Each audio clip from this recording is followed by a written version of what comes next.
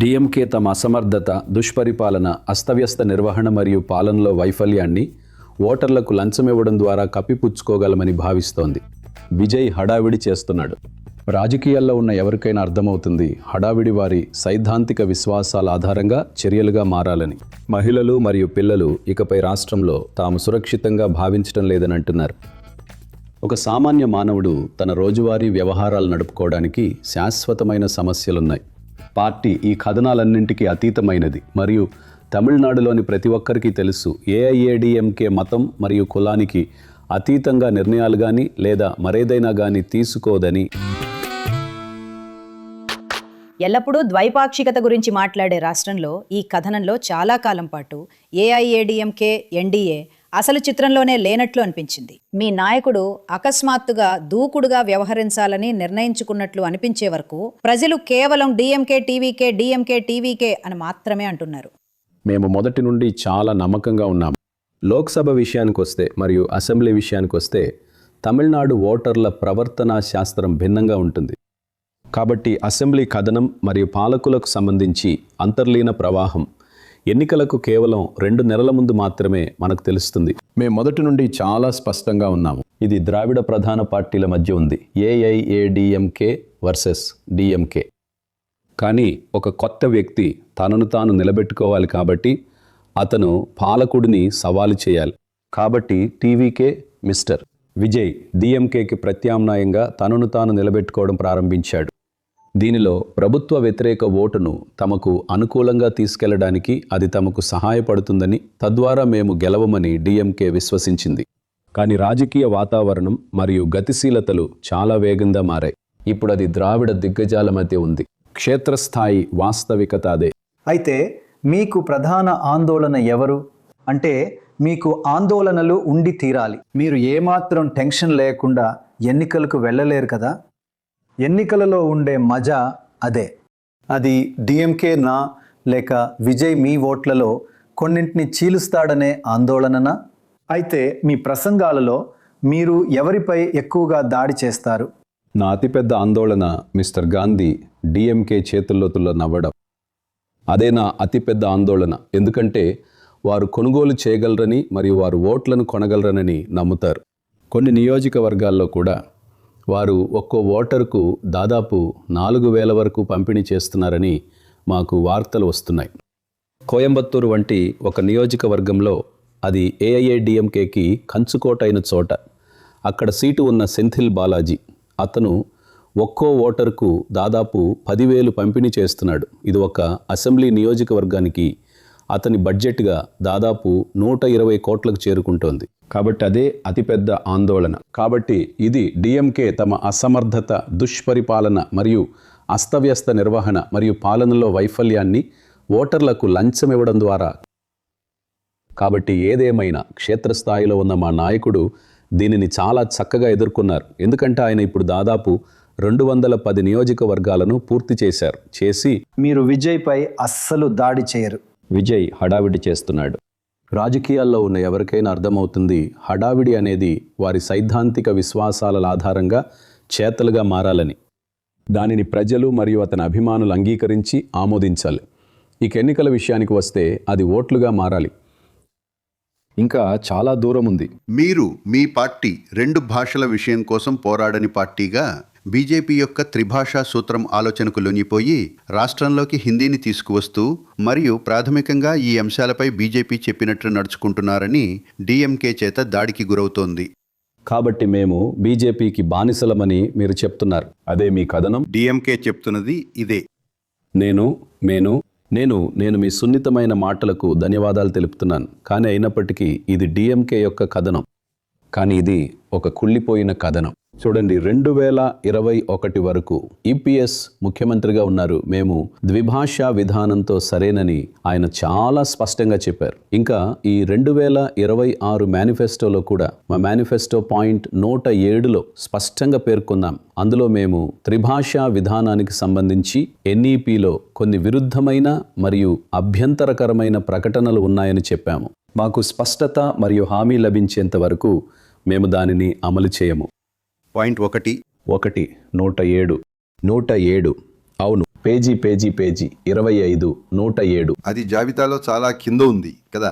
రాష్ట్రంలోని ప్రజలకు ఇది ఒక పెద్ద సమస్య కాబట్టి. అవును, డిఎంకే వారు అబద్ధాలలో ఆరితేరిన వారు. వారు ప్రజలను కలవడానికి సత్యంపై ఆధారపడరు. ఇది మరో అధికారం విషయానికి వస్తే వారు ద్వంద్వ ప్రమాణాల ఆట ఎలా ఆడతారో, తమ సిద్ధాంతంపై ఎలా రాజీ పడతారో నేను మీకు చెప్తాను. నేను మీకు ఒక ఉదాహరణ ఇస్తాను. పిఎం శ్రీ స్కూల్స్ త్రిభాషా విధానంపై ఆధారపడి ఉన్నాయి.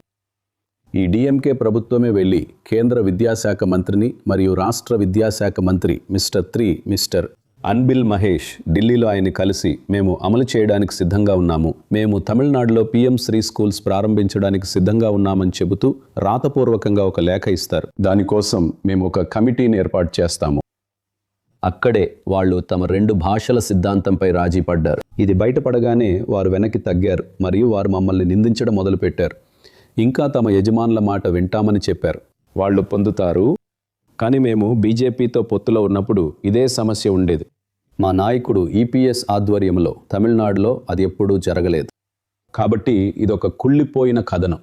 ఇది డిఎంకే యొక్క నిస్పృహను స్పష్టంగా చూపిస్తుంది. ఎందుకంటే 5 ఏళ్ల పాలనలో తమ విజయాలుగా తమిళనాడు ప్రజలకు చెప్పుకోవడానికి వాళ్ళ దగ్గర ఏమీ లేదు. మీరు దాన్ని కుళ్ళిపోయిన కథనం అనొచ్చు, కానీ క్షేత్రస్థాయిలో ఆ అభిప్రాయంతో మీరు ఎలా పోరాడుతున్నారు? ఎందుకంటే తమిళనాడులో ఇది చాలా స్పష్టంగా ఉంది. తమిళనాడు ఢిల్లీకి లొంగి ఉండకూడదు అనే ఆలోచనతో ప్రతిధ్వని ఉంది. మరియు ఆ కథనాన్నే మీ నాయకుడికి వ్యతిరేకంగా ఉపయోగిస్తున్నారు.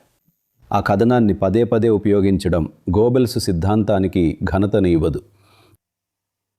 కాబట్టి అది నా క్షేత్రస్థాయిలో ఉన్న విషయం ఏమిటంటే, ఈ డిఎంకే యొక్క నకిలీ వాగ్దానాలు మరియు తప్పుడు వాగ్దానాల వల్ల నేను మోసపోతున్నానని ప్రజలు భావిస్తున్నారు. మరియు ఈ ప్రభుత్వం ఒక సామాన్యుడిగా నా సాధారణ జీవితాన్ని గడపటానికి నాకేమీ చేయలేదు. మహిళలు మరియు పిల్లలు ఇకపై ఈ రాష్ట్రంలో మేము సురక్షితంగా భావించడం లేదని చెబుతున్నారు. ఒక సామాన్యుడు తన రోజువారీ వ్యవహారాలు నడుపుకోవడానికి శాశ్వత సమస్యలు ఉన్నాయి. వాళ్ళు తెలుసుకోవడానికి ఎక్కువ ఆసక్తి చూపేది అదే. ఈ ప్రభుత్వం మాకేం చేయబోతోంది కాబట్టి ఈ రాష్ట్ర హక్కులు, ఈ సైద్ధాంతిక హక్కులు, ఈ ఫెడరలిజం ఇవన్నీ డిఎంకే నుండి కేవలం ఎన్నికల సమయంలోనే వస్తాయి, 5 ఏళ్ల పాలనలో కాదు.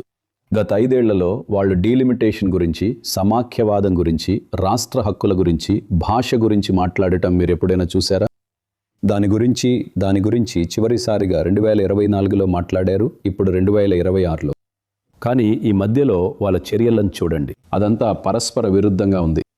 దాని ద్వంద్వ ప్రమాణాలకు పేరుగాంచిన పార్టీ. దాన్నే మేము బయట పెడతాం. ఇంకా ప్రజలు దాన్ని మాకంటే బాగా అర్థం చేసుకుంటారు. ఇంకా తమిళనాడులోని చాలామంది రాజకీయ నాయకుల కన్నా తమిళనాడు ఓటర్ల రాజకీయ అవగాహన మరియు పరిజ్ఞానం చాలా ఎక్కువగా ఉందని చూసి మేము ఆశ్చర్యపోతున్నాం. జయలలిత గారి మరణం తర్వాత మీ పార్టీ 2 వర్గాలుగా విడిపోయింది. మీకు వర్గాలున్నాయని, ఈ విషయం మొత్తాన్ని ఎదుర్కోవడంలో మీరు చాలా కష్టపడ్డారని మీరే చెప్పారు. ఇప్పుడు ఇంకా కొంత గందరగోళం ఉందని మీరు అనుకోవట్లేదా? ఒకవైపు ఓపీఎస్ ఉన్నారు, ఒకవైపు ఈపీఎస్ ఉన్నారు, దినకరన్ ఉన్నారు, శశికళ ఉన్నారు, ఇంకా వర్గాలున్నాయి, పాత విధేయతలున్నాయి.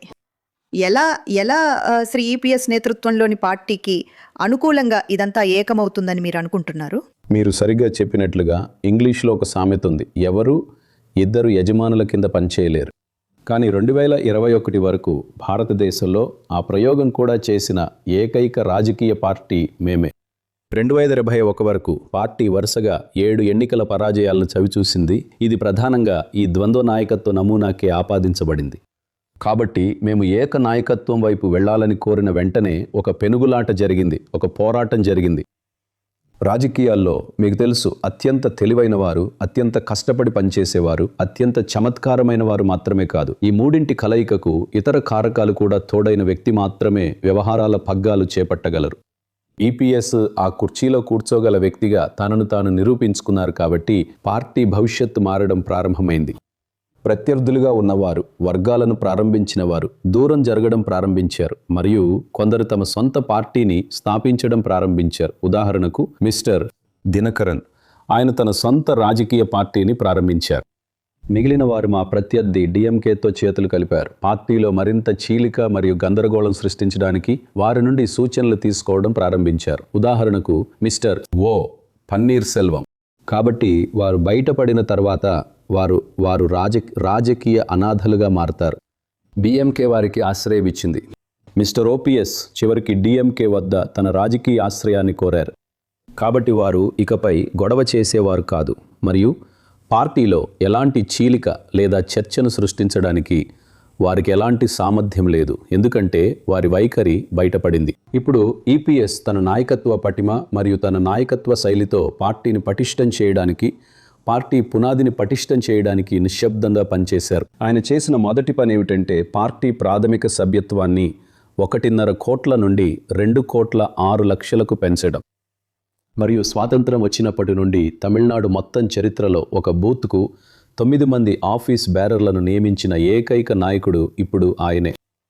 కాబట్టి మొత్తం 77,480 బూత్లకు ఆయన 9 మంది ఆఫీస్ బేరర్లను నియమించారు. 3 మహిళలు, 33% రిజర్వేషన్ అక్కడ వర్తిస్తుంది. మరియు అందరూ అప్పుడు 45 సంవత్సరాల కంటే ఎక్కువ వయసువారు, 45 సంవత్సరాల కంటే తక్కువ వయసువారు. కాబట్టి 6,97,000 మంది బూత్ స్థాయి ఆఫీస్ బేరర్లు గత 1 సంవత్సరం నుండి ఇప్పటికే క్షేత్రస్థాయిలో ఉన్నారు. శిఖ అడుగుతున్న దానికి జోడిస్తూ అది నిజానికి ఒక వ్యూహాత్మక తప్పిదం కదా. దేవర ఓటు అనేది ఏడీఎంకే ఆధారపడిన విషయం. ఈపీఎస్ గారు గౌండర్ కమ్యూనిటీకి చెందినవారు.